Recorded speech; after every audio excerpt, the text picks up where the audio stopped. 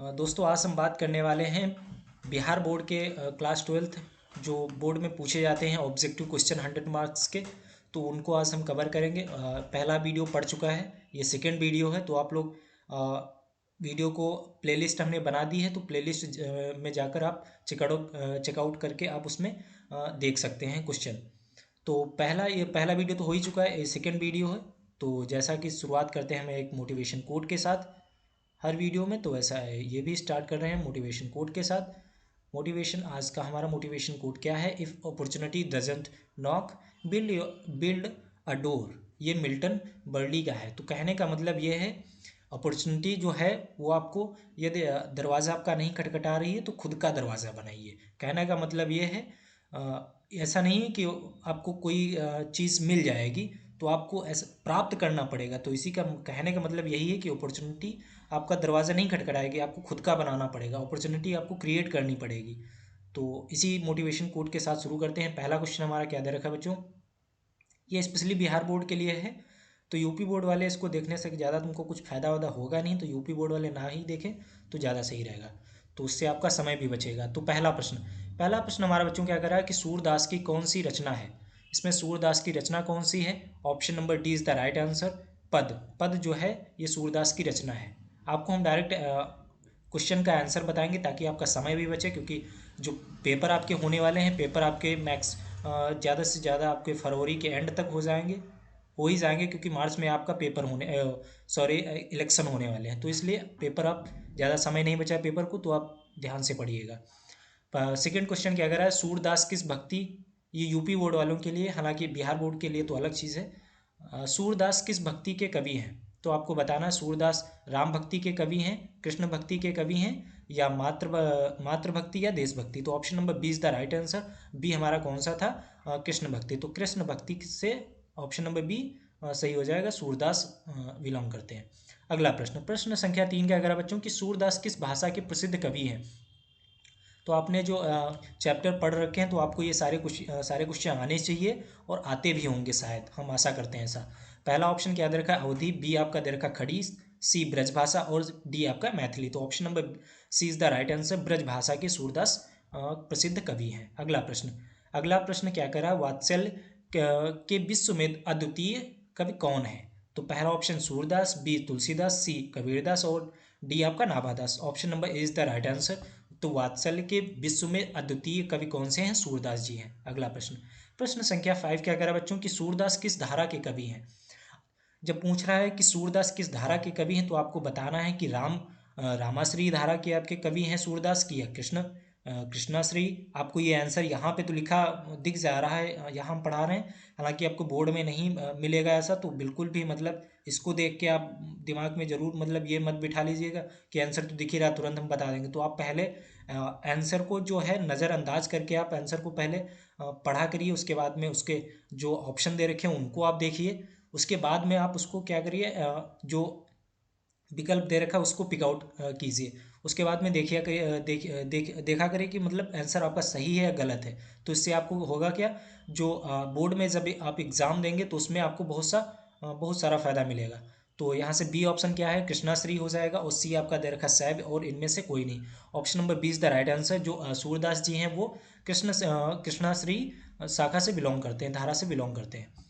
प्रश्न संख्या 6 कह रहा है बच्चों कि कृष्ण कहाँ बैठकर भोजन करते थे? तो ऑप्शन नंबर ए की बात करें, नंद की गोद में बैठकर क्या करते थे? भोजन करते थे। Option number A is the right answer. प्रश्न संख्या 7 का क्या कह रहा है कि प्रस्तुत पद में कृष्ण को पिकासो की सूचना दी जाती है? पहला ऑप्शन क्या हो जाएगा? रात्रि में।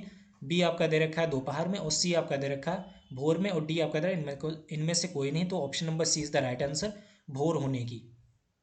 अगला प्रश्न क्या दे रखा बच्चों कि सूरदास हिंदी साहित्य के किस काल के कवि हैं? तो सूरदास को आपको बताना है कि सूरदास किस काल के कवि हैं। तो आपको पता होना चाहिए कि सूरदास जो हैं वो भक्ति काल के कवि हैं। अगला प्रश्न संख्या 9 क्या कह रहा है कि कौन सी रचना सूरदास की नहीं है? आपको बताना है कि सूरदास की रचना कौन सी नहीं है। सूरसागर नहीं है, या साहित्य लहरी नहीं है, या सूर सारावली नहीं है, या सतसई नहीं है। तो option number D is the right answer, Satsai नहीं है। अगला प्रश्न संख्या क्या कर रहा है? 10th 10th क्या कह रहा है कि कौन सी रचना सूरदास की है। अब आप इसमें बताना है कि सूरदास की रचना इसमें कौन सी है। पहला सही दे रखा है, दूसरा दोहावली, और सी आपका दे रखा है बच्चों सूरसागर, और डी आपका दे रखा है गीतावली। तो option number C is the right answer, क्योंकि सूरसागर जो है वो सूरदास की रचना है। अगला प्रश्न, प्रश्न संख्या 11 क्या कह रहा है बच्चों कि सूरदास किस चीज की भूख है, सूरदास को किस चीज की भूख है। तो पहला ऑप्शन है कृष्ण की जूठन की, बी आपका दे रखा है प्रेम की, सी आपका दे रखा काव्य रचना की, और डी इनमें से कोई नहीं। तो ए इज द राइट आंसर, क्योंकि जो सूरदास जी हैं उनको कृष्ण की जूठन की भूख है। जूठन, झूठ नहीं होती खाने के बाद, वो भी मतलब इतना वो उनसे प्रेम करते हैं, तो इसलिए उनको जूठन की है, उनको भूख है। अगला प्रश्न, प्रश्न संख्या 12 क्या कह रहे हैं। 12 क्या कहता है कि सूरदास की अनुमानित जन्म तिथि क्या है। आपको सूरदास जो है उनको अनुमानित जो जन्म तिथि है वो बताना है। 1475 ईस्वी, 1400, ये दो सेम हो चुके हैं। ऑप्शन नंबर ए और बी आपके सेम है, और सी आपका दे रखा है 1480, और डी आपका दे रखा है 1482। Option number B is the right answer. B क्या इसमें दोनों सही है, ए बी दोनों कर सकते हो, हालांकि वो मिसप्रिंट हो गया। अगला प्रश्न, प्रश्न संख्या 13 क्या कह रहा है कि निम्न में से कौन सा छवि अष्टछाप का कवि नहीं है। कौन सा जो कवि है वो अष्टछाप का कवि नहीं। तो option number A is the, इसमें जो ऑप्शन नंबर ए क्या दे रखा है सूरदास, बी आपका दे रखा है कृष्णदास, डी आपका दे रखा, सी आपका दे रखा सॉरी जायसी, और डी आपका दे रखा है कुम्मन दास। तो कौन सा ऑप्शन सही है। बात करें ऑप्शन नंबर सी की, तो सी इज द राइट आंसर, जायसी है। जायसी जो है वो अष्टछाप के कवि नहीं है। अगला प्रश्न, प्रश्न संख्या 14 क्या कह रहा है, कछतु खात कछतु धरनी गिरावत कछु निखरत नंद रानिनी रानिया में कौन सा अलंकार। इसमें अच्छा ये सब लिखा है, तो इसमें आप देख लीजिए कौन सा अलंकार होगा। पहला ऑप्शन क्या दे रखा है उपमा, बी आपका दे रखा है रूपक, और डी सी आपका दे रखा है यमक अलंकार, डी आपका ऑप्शन कौन सा है अनुप्रास अलंकार। तो अनुप्रास अलंकार ही सही है, आंसर हो जाएगा। प्रश्न संख्या 15 कह रहा है कमल कुसुम फूले नर नारी सूर श्याम में कौन सा अलंकार होगा। पहला ऑप्शन इसमें है उपमा, अनुप्रास, रूपक, यमक। Option number B is the right answer, क्योंकि अनुप्रास इसमें अलंकार हो जाएगा। अगला प्रश्न, अब यहाँ से ये आज के प्रश्न इतने ही थे। तो आशा करते हो कि आप लोगों को ये वीडियो पसंद आया होगा। वीडियो को पसंद आया करे तो लाइक शेयर सब्सक्राइब जरूर करिएगा, अपने दोस्तों से बताइए चैनल को। इस पर हम सारे के सारे जितने भी कम्पिटिटिव से लगा के आपके जो बोर्ड एग्जाम होते हैं वो आपके कवर होंगे, जो कि उस पर काम चल रहा है अभी। तो आप लोग वीडियो को लाइक शेयर सब्सक्राइब और चैनल को सब्सक्राइब जरूर करिए, और बेल आइकन भी प्रेस कर लीजिए, ताकि जो भी हम वीडियो डालते हैं रेगुलर वो आपको पता भी चले कि हाँ ये वीडियो आया अभी न्यू, तो उसको देख लिया करिए। समय आपके पास नहीं तो आप 2x करके भी देख सकते हैं, यदि आपके समय है तो आप नॉर्मल स्पीड पर भी देख सकते हैं। तो ये कुछ इन्फॉर्मेशन लिखी है जो कि महत्वपूर्ण है। लाइक शेयर सब्सक्राइब करना, और वीडियो देखने के लिए धन्यवाद। मिलते हैं अगले वीडियो में, तब तक के लिए धन्यवाद। धन्यवाद। जय हिंद, जय भारत।